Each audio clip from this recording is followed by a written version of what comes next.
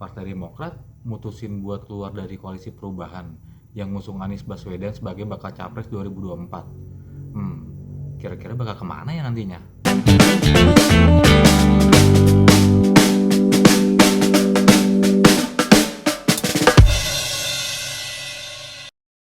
Nah, halo friend, gua mau cerita dikit nih soal suhu politik yang makin memanas di akhir-akhir ini jelang pemilu 2024. Nah, sebagai informasi nih ya friends, berdasarkan klaimnya Partai Demokrat, jadi Anies Baswedan tuh udah minta langsung kepada AHY buat jadiin cawapresnya di 2024.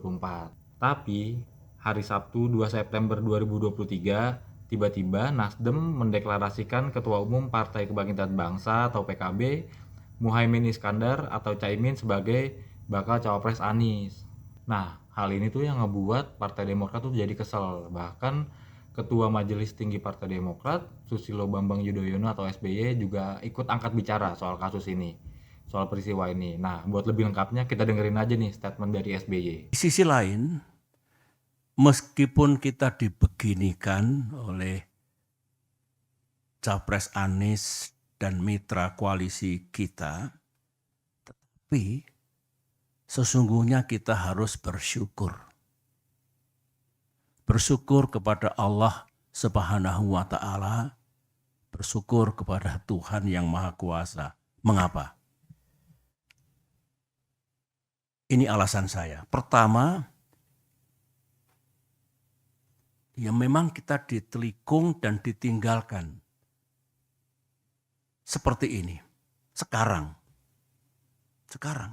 Bayangkan kalau ditelikungnya kita ini, ditinggalkannya kita ini, 1-2 hari sebelum batas pendaftaran ke KPU. Bayangkan seperti apa. Kita masih ditolong oleh Allah. Kita diselamatkan oleh sejarah. Nah, singkat cerita nih, setelah keluar dari koalisi perubahan, otomatis Partai Demokrat belum ada pilihan lagi dong buat menyongsong 2024 nanti. Baru kemarin Ketua DPP Partai Demokrat Herman Hairun bilang kalau pihaknya terus menjalin komunikasi baik, yaitu dengan PDP dan Gerindra. Buat kalian tahu ya, dua partai itu tuh udah punya bakal capresnya masing-masing. Dari PDP ada Ganjar Pranowo, sedangkan Gerindra ada Prabowo Subianto. Tapi yang serunya nih, ada pertemuan antara Demokrat dan juga PDP usai Partai Demokrat keluar dari koalisi perubahan. Nah, buat lebih lengkapnya kita dengerin aja nih statement dari Herman pas di DPP Partai Demokrat kemarin. Pak Herman, kabarnya Pak Rifki sudah sempat bertemu dengan Mas Hasto setelah terjadi manuver kemarin dari Nasdem dan Anies. Saya kira ketemu dengan banyak pihak ya. Dengan banyak pihak lah ketemu juga. Tapi bertemu juga benar, berarti sempat bertemu dengan Mas Hasto. Ya, dengan berbagai pihak sudah ketemu. Tadi saya ketemu di atas juga. Mas, ini Gerindra juga membuka peluang terbuka untuk Demokrat berkoalisi dengan mereka. Tapi kalau dari Demokrat sendiri ngelihat baca pres yang ada antara Ganjar dan Prabowo itu ada yang mengusung perubahan juga nggak Mas? Ya, kita tunggu saja lah ya. Karena nanti pasti ketika Majelis Tinggi Partai Demokrat memutuskan, itu pasti ada reasoning, ada alasan-alasan kenapa harus berkoalisi dengan koalisi A atau dengan koalisi B. Nah, kan tiba-tiba aja nih elit Partai Demokrat bertemu dengan petinggi PDIP setelah keluar dari koalisi perubahan. Tapi ya, pertemuan antara elit Demokrat dan elit PDIP ini bukan kejadian baru kemarin nih. Bulan Juni kemarin, petinggi dua parpol ini juga sempat ngadain pertemuan di kawasan Gelora Bung Karno. Bahkan, pertemuan itu dilakukan langsung oleh Ketua Umum Partai Demokrat Agus Harimurti Yudhoyono dan juga Ketua Umum PDIP Puan Maharani. Sebetulnya nih ya, hubungan antara dua partai ini bisa dibilang kadang benci kadang sayang sih. Nah, tapi ya, kalau beneran kejadian antara Partai Demokrat dan PDIP bisa menyatu, nah ini bakalan jadi babak baru sih di pemilu Indonesia.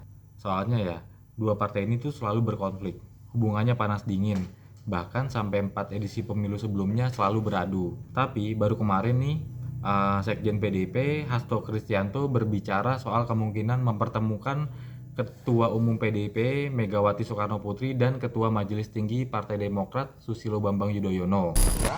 Ya beliau menegaskan ya sekiranya ada yang bergabung karena melihat bagaimana kepemimpinan, karakter, kinerja, rekam jejak dari Pak Ganjar Pranowo ini yang memang mendapatkan dukungan luas dari publik.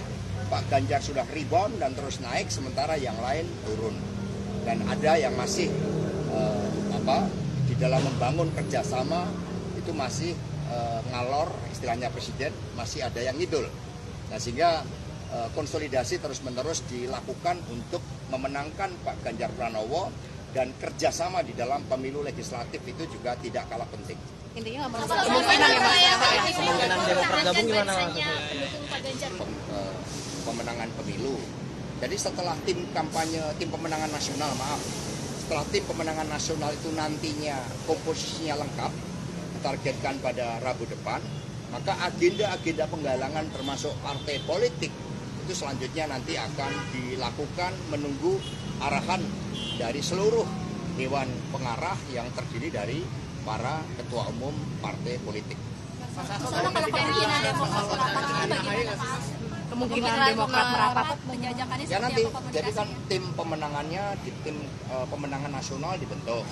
Tim pemenangan nasional ini kemudian mendapat arahan dari Dewan Pengarah para ketua umum partai. Disitulah komunikasi secara intens dengan partai politik lain, dengan kemudian tokoh-tokoh masyarakat itu akan dilakukan. Mengingat Dewan Penasehat itu juga nanti berasal dari tokoh-tokoh masyarakat. Kita lihat aja deh nanti ke depannya gimana ya. Siapa tahu dalam waktu dekat beneran ada pembahasan lanjutan nih antara dua partai ini. Nah, friend, kayaknya sampai sini dulu deh pembahasan soal keriuhan atau keseruan jelang pemilu 2024. Tapi gue yakin sih nanti ke depannya masih banyak kejutan-kejutan dadakan yang terjadi sebelum pendaftaran capres atau cawapres ke Komisi Pemilihan Umum. Ya udah deh, tanpa basa-basi lagi, gue mau izin pamit ya. Tunggu cerita-cerita gue dari lapangan yang lainnya. Dadah.